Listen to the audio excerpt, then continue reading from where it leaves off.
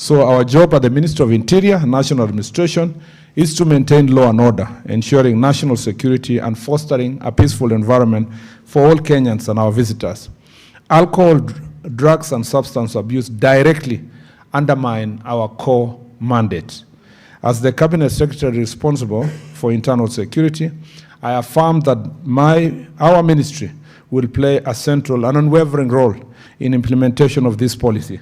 Over the last few months, I have engaged the local leaders, security agencies, and members of the public in consultative forums dubbed Jukwaa la Usalama across the length and the breadth of our nation.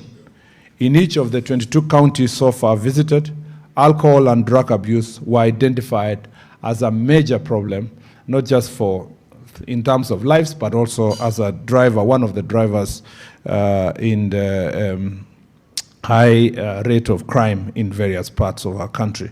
We must do everything to combat this menace. Our focus, therefore, will be multi-pronged and decisive.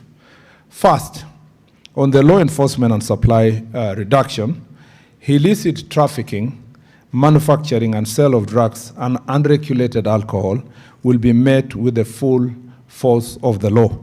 This policy empowers us to intensify our operations against the drug cartels, illicit brewers, and peddlers who prey on the vulnerability of our people, especially our young children. The National Police Service, in close collaboration with specialized units and intelligence agencies, will enhance surveillance, dismantle supply networks, and ensure that those who profit from this menace are brought to justice. We will streamline interagency coordination, making it easy to share intelligence and conduct joint operations across all relevant government departments. There will be no safe haven for criminals engaged in this destructive act. And when I say this, it sounds like a cliche because, this has been said by governments.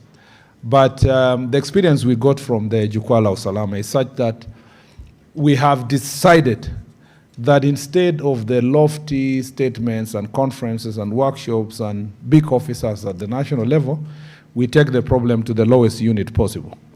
And I have told the chiefs and the OCSs that wherever there is no alcohol or drugs that are sold in Kenya without the support and the knowledge of the chief and the OCS.